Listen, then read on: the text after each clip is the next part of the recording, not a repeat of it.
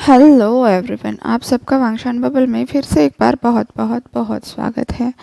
चलिए enemies to lovers के part 7 को शुरू करते हैं। अब तक हमने देखा था विंग ने वांगजी को अपने स्पिरिट वर्ल्ड में ले जाकर उसके साथ मीटिंग की थी और ये सब चीज़ें वांगजी को समझ नहीं आ सकती थी क्योंकि वो कल्टीवेशन वर्ल्ड के बारे में ज़्यादा कुछ जानता नहीं था। ना कि उसने बहुत सारी किताबें पढ़ी थी, पर नॉलेज और एक्सपीरियंस में थोड़ा सा डिफरेंस होता है। जो चीज़ें आप अनुभव करते हैं वो वही है जिसके बारे में आपने पढ़ा है। ये जानने के लिए आपको उसका अनुभव भी होना ज़रूरी होता है। तो अभी वांगजी को ऐसा लग रहा था कि उसके शरीर में इतना सारा दर्द हो रहा है। ज़रूर इसके पीछे यही वजह हो सकती है कि विंग ने उसका फ़ायदा उठाया है। अब विंग को उसी गज़ेबो में छोड़कर वांगजी सीधा रानी महल वापस आ गया और उसकी हालत देखकर उसकी दोनों दासियाँ उसे संभालने के लिए आगे बढ़ गई। स्पिरिट लेवल पर ही सही, पर उसने डुअल कल्टीवेशन किया था जिसमें उसकी बहुत सारी एनर्जी ख़त्म हो गई थी, जिस वजह से उसके अंदर इतनी भी ताकत नहीं बची थी कि वो खुद को संभाले। वो लड़खड़ाते हुए बहुत मुश्किल से आगे बढ़ रहा था। उसकी हालत देखते हुए चिली और मिली ने आगे बढ़कर तुरंत उसे ढक लिया। साथ ही रानी महल की बाकी रानियों के पास भी ये खबर पहुंच गई कि वांगजी की तबीयत बिल्कुल सही नहीं है। वांगजी को लगा था उसकी वेंचिंग जिजे तुरंत वहां पर आ जाएगी, उसे संभाल लेगी, पर वो उसे कहीं भी दिखाई नहीं दे रही थी। ना ही वहां पर म्याम्या जिजे थी। वांगजी को समझ नहीं आ रहा था कि अभी वो क्या करे। तभी चिंसू आगे आई। वांगजी तुरंत उसके गले लग गया। माना कि चिंसू म्याम्या और वेंचिंग जितनी समझदार तो नहीं थी, वो दुनियादारी से ज़्यादा अपने में रहना पसंद करती थी। अपने संगीत के ज़रिए कल्टीवेशन करना उसका इकलौता शौक़ था। उसकी ज़िंदगी में अगर कोई अलग व्यक्ति आया था तो वो सिर्फ वांगजी था और अभी उसे परेशान देखकर चिंसू को भी बुरा लग रहा था, पर उसे समझ नहीं आ रहा था कि वो वांगजी को कैसे समझाए, उसे कैसे शांत करे। जब वांगजी उसके गले लगकर फूट फूट कर रो रहा था, वो बस उसकी पीठ पर थपथपाए जा रही थी। वांगजी ने उससे पूछा, जीजिए, वेंचिंग जीजिए कहाँ है, म्याम्या जीजिए कहाँ है? पर चिंसू ने वो हेवनली लाइट देखी थी, इसलिए उसे इतना तो समझ आ गया कि वो दोनों अपने इमॉर्टल बनने के रास्ते पर निकल चुकी है। पर वो वांगजी को क्या बताए। उसने कह दिया, म्याम्या जीजे और वेंचिंग जीजे को बहुत ज़रूरी काम आ गया था, इसलिए उन्हें जाना पड़ा और वो जल्दी वापस नहीं आएंगी। तुम मुझे बता सकते हो तुम्हें क्या परेशानी है? अब वांगजी चिंसू को क्या बताए कि उसके अल्फा ने उसके साथ क्या किया है, इसलिए उसकी आंखों में फिर से आंसू आ गए। वो समझ नहीं पा रहा था कि वो अपना दुख किसे बताए। तभी वहाँ पर एंट्री हुई विंग की चौथी रानी और हमारी नई कैरेक्टर ने होयसांग की। वैसे तो होयसांग को इन सब चीज़ों से कुछ फ़र्क नहीं पड़ता था। उसके दिमाग में जो कुछ भी चलता था उसका तो कोई अंदाज़ा भी नहीं लगा सकता। इसके पीछे की वजह बेलाज में थी। उसका कल्टीवेशन मेथड था सिडक्शन। वैसे तो जब भी वांगजी अपनी सारी चीज़ें के साथ होता था, उसका सारा फोकस म्याम्या चीज़ें, वेंचिंग चीज़ें और थोड़ा बहुत चिंसू चीज़ें पर होता था, क्योंकि बाकी सभी ऑडियंस थे और वांगजी से उतनी ही बातें करते थे जितना उनको ज़रूरत थी। पर अभी म्याम्या और वेंचिंग इस कहानी से हट गए थे, तो इन सबको फोकस में आना ज़रूरी था। ने होयसांग अब वांगजी की तरफ आगे बढ़ा। उसने वांगजी के कंधे पर हाथ रखा। वांगजी भी तुरंत उसके पेट से लगकर ज़ोर ज़ोर से रोने लगा। इधर चिंसू की सुई एक ही चीज़ पर अटकी हुई थी। वांगजी, बताओ क्या हुआ है, तुम किस वजह से परेशान हो? पर ने होयसांग थोड़ा सा अलग सोचता था। उसने वांगजी के कंधे पर हाथ रखा और कहा, रोने की कोई ज़रूरत नहीं है। तुम्हारी जो कोई भी परेशानी है हम उसे ज़रूर दूर करेंगे। फिर होयसांग ने चिंसू से कहा, जीजे आप चिंता मत कीजिए, मैं वांगजी को संभाल लूँगा। ठीक है, चिंसू ने कहा। अब उसके मेडिटेशन का भी टाइम हो रहा था, इसलिए वो वहाँ से चली गई। अब ने होयसांग ने चिली और मिली को वांगजी के लिए सूप बनाने के लिए भेज दिया और फिर खुद वांगजी के सामने बैठ गया। वांगची का कांपना अब काफ़ी हद तक कम हो गया था। हुएसांग ने उसके हाथ में हाथ रखा, फिर उससे पूछा, वांगची, क्या बात है? तुम मुझसे खुलकर बात कर सकते हो। तुम्हारी जो कोई भी परेशानी है, मैं उसे दूर करने में तुम्हारी मदद करूँगा। हुएसांग, जिसे वांगची बस एक नटखट लड़का समझ रहा था, उसकी इतनी गंभीर आवाज़ सुनकर वांगची को ऐसा लगने लगा कि बस वो ही उसका सहारा है। अब वांगची ने हुएसांग के कंधे पर सर रखा और कहा, उसने मुझे छुआ, मुझे बहुत गलत लगा। हुएसांग तुरंत अलर्ट हो गया। उसने पूछा, किसी अल्फा ने तुम्हारे साथ बदतमीजी करने की कोशिश की? वांगची ने नोट किया। अब तो हुएसांग ने भी अपनी मुट्ठियाँ कस ली। उसने मन ही मन कहा, विंग तो चला गया, लेकिन उसके जाने के बाद यहाँ के अल्फाज अपनी हद से आगे बढ़ रहे हैं। अब म्यामा जीजे और वेंचिंग जीजे जबकि यहाँ नहीं है, तो मुझे ही कुछ करना पड़ेगा। अब उसने वांगची को संभाला, उसे हिम्मत दी। हुएसांग ने कहा, वांगची, तुम एक ओमेगा हो। इसका मतलब ये नहीं है कि कोई भी अल्फा तुम्हारा फ़ायदा उठा सकता है। तुम्हें अपने लिए खड़ा होना होगा, अपनी ताकत पहचाननी होगी। ओमेगा किसी से कम नहीं होता। तो क्या हुआ, हम सामने से उससे लड़ नहीं सकते। हमारे पास ऐसी बहुत सारी तकनीक होती है जिससे हम अल्फा को अपने पैरों पर गिरने पर मजबूर कर सकते हैं। हुएसांग की बात सुनकर वांगची को बहुत अच्छा लगा। अब उसने भी ठान लिया, वो भी इस अल्फा को मज़ा चखा कर ही रहेगा। अगर हुएसांग अगर कह रहे हैं तो ज़रूर वो वांगची को प्रोटेक्ट करेंगे, उसे ऐसी कोई टेक्निक सिखाएंगे जिससे वांगची खुद की सुरक्षा कर सकता है और अल्फा से बदला भी ले सकता है। वांगची अब काफ़ी हद तक संभल गया था। उसने हुएसांग के कहने पर सूप भी पिया और आराम से सो भी गया। अगली सुबह हुएसांग फिर से वांगची को देखने के लिए आया। दोनों ने सुबह का ब्रेकफास्ट साथ ही किया। उसके बाद हुएसांग अपने बारे में वांगची को समझाने लगा कि उसका कल्टीवेशन मेथड सिडक्शन है। ये बात सुनकर वांगची को समझ तो कुछ भी नहीं आया, क्योंकि उसे लगा था अक्सर कल्टीवेटर किसी चीज़ को ज़रिया बनाकर अपना कल्टीवेशन करते हैं, पर हुएसांग ने उसे समझाया वो अपने शरीर को ही ज़रिया बनाकर अपना कल्टीवेशन करता है। फिर वांगची के कान लाल हो गए, वो शर्माने लगा, जिसे देखकर हुएसांग ने कहा, क्या बात है, तुम्हारा चेहरा इतना लाल क्यों हुआ है? तब वांगची ने कहा, मुझे इस बारे में पता है, मुझे और कुछ नहीं जानना।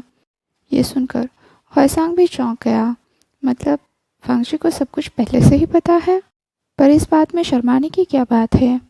उसे समझ आ गया कि कुछ तो गड़बड़ ज़रूर है, इसलिए उसने वांगची से पूछा कि तुम्हें क्या पता है?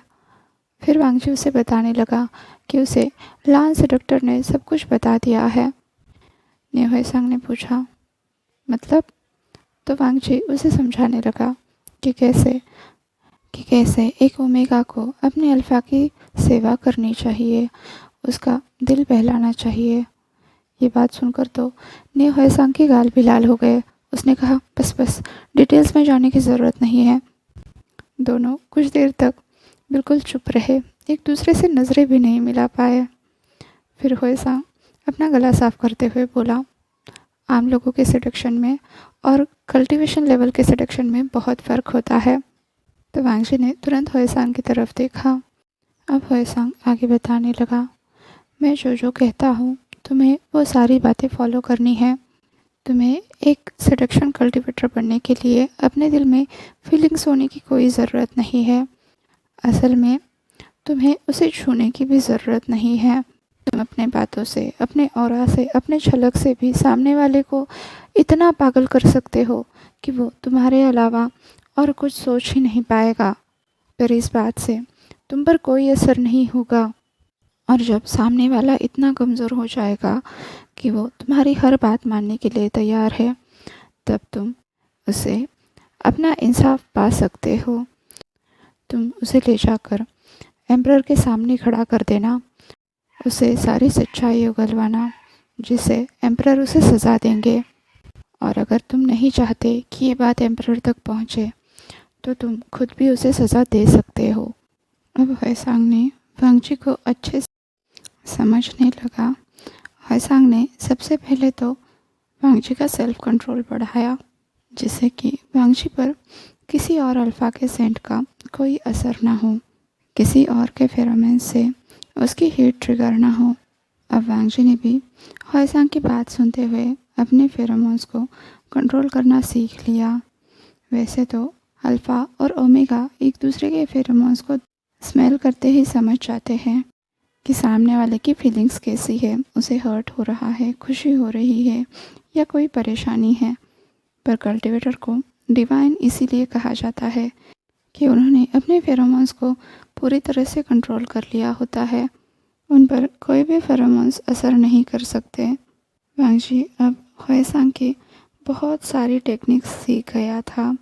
कैसे बस देखने भर से सामने वाले अल्फा को घायल किया जा सकता है। बस चलने से लोगों को तुम्हारे पीछे चलने पर मजबूर किया जा सकता है। बात करनी है तो ऐसे करनी है कि सामने वाला तुम्हारी बात को मना कर ही नहीं सकता। एक तरह से हॉयसांग ने उसे कामासूत्र सिखाया और वांगजी भी ये सारी चीज़ें बहुत अच्छे से समझ गया। ये सब सीखते सीखते रात हो गई, डिनर का टाइम हो गया और हॉयसांग वांगजी के साथ डिनर करके वहाँ से चला गया। अब वांगजी डिनर करके सोने का सोच रहा था, पर तभी वहाँ पर राजमहल से एक गार्ड आया और उसने वांगजी से कहा कि वांगजी को तुरंत राजमहल के लिए निकलना होगा। अब वांगजी तो ये बात सुनकर चौंक गया, क्योंकि महाराज ने उसे अभी तक एक बार भी मिलने के लिए नहीं बुलाया था, ना ही वो राजमाता से मिलने गया था। अब पता नहीं राजमहल से किसने उसे बुलाया था, पर वांगजी फिर भी तुरंत तैयार हो गया, अच्छे से रूब्स पहन लिए और चिली और मिली को अपने साथ लेकर पालकी में बैठकर राजमहल की तरफ निकल गया। वैसे राजमहल और रानी महल में बहुत ज़्यादा अंतर था। उनकी पालकी को भी अपनी जगह पर पहुंचने के लिए 1.5 घंटे से भी ज़्यादा वक्त लगा। वांगजी तो अंदर बैठे बैठे ही थक गया, पर जब वो अपने डेस्टिनेशन पर पहुंचे, उसने वहाँ पर बहुत सारे गार्ड्स देखे, तो वांगजी ने तुरंत अपना बेल पहन लिया। बाहर चिली और मिली उसके लिए खड़े ही थे। वांगजी पालकी से बाहर आ गया। उसने अपने सामने एक बहुत बड़ा महल देखा। वो उसके लिए बिल्कुल अनजान था, तो वांगजी सब कुछ देखते हुए अंदर जाने लगा। तभी उसकी दासियों को वहाँ के गार्ड्स ने रोक लिया और फिर उन दासियों को पालकी सहित वापस जाने के लिए कह दिया। वांगजी तो अब बहुत डर गया। वो अकेला इस अनजान जगह पर पता नहीं आगे कैसे जाएगा। उसे किसने बुलाया होगा? क्या वो राजमाता होगी जो रात भर वांगजी को अपने पास रहने के लिए बोलेंगी? क्या वो अच्छी होगी, या फिर कहीं उसने कोई गलती तो नहीं कर दी जिसकी महाराज उसे सज़ा देंगे और उसे वापस जाने की कभी नौबत ही नहीं आएगी? क्या उसे जेल में डाल दिया जाएगा या फिर सीधा मौत के घाट उतार दिया जाएगा? वांगजी बहुत कुछ उल्टा सीधा सोच रहा था और डरते डरते आगे भी बढ़ रहा था। उसने पूरी बैठक व्यवस्था पार कर ली, पर अंदर कोई भी गार्ड नहीं था जिससे वांगजी पूछ सके कि उसे कहाँ जाना है, कहाँ बैठना है, किससे मिलना है। वांगजी आगे बढ़ता गया, बढ़ता गया, बढ़ता गया। पूरा महल पार करने के बाद भी उसे कोई भी नहीं मिला। अब वो महल के पीछे की तरफ आ गया था और तभी उसे पानी की आवाज़ सुनाई दी, जैसे कोई पानी के अंदर चल रहा हो। तब वो उस तरफ आगे बढ़ा तो उसने देखा पानी में कोई पर्सन बैठा है, उसकी तरफ पीट करके। वांगजी अब आगे बढ़कर बोला, काका अंदर आ जाओ। तभी उसे एक आवाज़ सुनाई दी। ये कोई आम आवाज़ नहीं थी, ये अल्फ़ा वॉइस थी, जिस पर उसके इनर ओमेगा ने तुरंत रिएक्ट कर दिया। वो तुरंत वांगजी पर हावी हो गया और वांगजी अब मुस्कुराते हुए उस पानी के अंदर चलने लगा। वांगजी अब विंग के पास पहुंच गया। उसने प्रणाम करते हुए कहा, अल्फ़ा आप कैसे हो? विंग ने भी वांगजी के सर पर हाथ रखा, फिर उसके गाल से होते हुए उसके चिन के नीचे उंगली रखी, उसका चेहरा ऊपर उठाया, फिर फिर उसके फोरहेड पर किस किया। अब वांगजी का इनर ओमेगा बोला, अल्फा आपने मुझे याद किया, मैं आपकी क्या सेवा कर सकता हूँ। अब विंग ने वांगजी को अपनी बाहों में लेते हुए उसके होठों पर होठ टिकाए, उसे बड़े प्यार से किस किया। फिर कहा, हमें ड्यूअल कल्टीवेशन करना है आज भी, ओमेगा ने पूछा। तो विंग ने कहा, मैंने अपना कल्टीवेशन मेथड बदल दिया है। अब मैं ब्रह्मचर्य के ज़रिए अपनी इमॉर्टलिटी नहीं हासिल कर सकता, इसलिए मैं ड्यूअल कल्टीवेशन के ज़रिए हासिल करना चाहता हूँ। अब हम दोनों एक साथ इमॉर्टलिटी हासिल करेंगे, एक साथ रहेंगे हमेशा हमेशा के लिए। क्या तुम इसमें मेरा साथ दोगे? वांगजी ने विंग की आंखों में देखते हुए कहा। फिर वो बोला, पर मैं आपके जितना ताकतवर नहीं हूँ, कहीं मेरी वजह से आपको कोई तकलीफ़ ना हो। तो विंग ने कहा, वांगजी सिर्फ तुम ही हो जो मेरे बराबरी के हो। मैं तुमसे बहुत प्यार करता हूँ, तुम पर बहुत भरोसा करता हूँ, तुम मेरा भरोसा रखोगे ना? वांगजी ने कहा, जी अल्फा, मैं अपनी जान देकर भी आपका भरोसा रखूँगा, उसे कभी टूटने नहीं दूँगा, मेरा प्यारा ओमेगा। विंग वांगजी को बाहों में लेते हुए बोला। फिर उसने कहा, ड्यूअल कल्टीवेशन शुरू करें? वांगजी ने कहा, पर मैं तो भीग गया हूँ। इस पर विंग बोला, आज हम पानी के सहारे ड्यूअल कल्टीवेशन करेंगे। वांगजी ने इसमें हामी भर दी और फिर से एक बार विंग ने उसे अपनी गोद में बिठा लिया। अब दोनों भी फिर से एक बार स्पिरिट वर्ल्ड में जाकर मीटिंग करके ड्यूअल कल्टीवेशन करने लगे। आज के ड्यूअल कल्टीवेशन ने ओमेगा को बड़ा थका दिया और कल्टीवेशन ख़त्म होते होते वो सीधा डीप स्लीप में चला गया। अब विंग वापस से उनके स्पिरिट को उनके बॉडी में लेकर आया, पर अब वांगजी खुद होश में आ गया। उसका ओमेगा तो डीप स्लीप में था ना। होश में आते ही वांगजी ने देखा कि वो फिर से एक बार विंग के गोद में है और इस बार तो तालाब में। वो बहुत ज़ोर से चिल्लाया। उसकी आवाज़ सुनते ही विंग ने तुरंत साइलेंसिंग स्पेल का इस्तेमाल किया। वांगजी के होठ चिपक गए। अब वो कुछ भी नहीं बोल पा रहा था, बस आंखें बड़ी बड़ी करके विंग को मन ही मन बहुत गालियाँ दे रहा था। पर उससे भी क्रेज़ी बात ये थी कि वांगजी का मुंह बंद होने के बावजूद भी विंग को सब कुछ सुनाई दे रहा था। उसे समझ नहीं आ रहा था कि वो हंसे, रोए या अपने कान पकड़े। अब वांगजी को सुलाने के अलावा उसके पास कोई और रास्ता नहीं था, इसलिए उसने वांगजी के फोरहेड पर फ्लिकर कर दिया, जिससे वांगजी की आंखें तुरंत ही बंद हो गई। अगली बार जब वांगजी को होश आया, वो फिर से एक बार बहुत ज़ोर से चिल्लाया।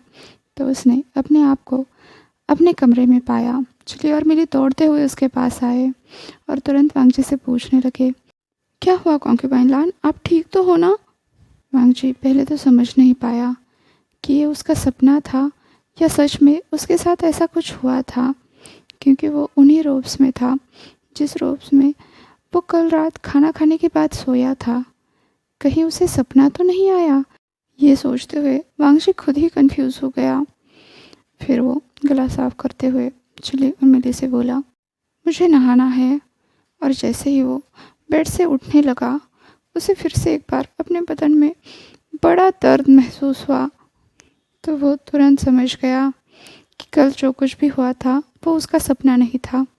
उसने तुरंत अपनी दोनों दासियों से पूछा, क्या कल रात हमें राजमहल से बुलावा आया था? अब चिली बताने लगी, हाँ जी कॉन्क्यूबाइन लान, प्रिंस के महल से बुलावा तो आया था, पर वो सिर्फ आपके लिए था। हमें तो मुफ्त में जाकर वापस आना पड़ा। प्रिंस ने सिर्फ आपको अंदर बुलाया और हमें पालकी के साथ वापस भेज दिया। वांगजी ने कहा, तुम दोनों मुझे ऐसे कैसे छोड़कर आ सकती हो? तुम्हें मेरे साथ आना चाहिए था। तब मिली ने कहा, हमें तो अंदर आने की आज्ञा नहीं थी, पर कॉन्क्यूबाइन आपके साथ अंदर क्या क्या हुआ? अब वांगजी ने मिली की तरफ घूर कर देखा तो मिली तुरंत चुप हो गई। फिर दोनों वांगजी को नहलाने के लिए लेकर गई। वांगजी आज अपने शरीर को बहुत आराम देना चाहता था, इसलिए काफ़ी देर तक हॉट वाटर में बैठा रहा। पर तभी बाहर से नेहा सांग के आने की खबर आई तो वांगजी को मजबूरन उठना पड़ा। आज के लिए बस इतना ही। आपसे कल मिलती हूँ। तब तक के लिए अपना ख्याल रखिए। वीडियो पसंद आया हो तो लाइक, शेयर और कमेंट कर दीजिए। और हाँ, अभी तक चैनल को सब्सक्राइब नहीं किया है तो सब्सक्राइब भी कर दीजिए। और वांगशान बबल में खुश रहिए। Thank you.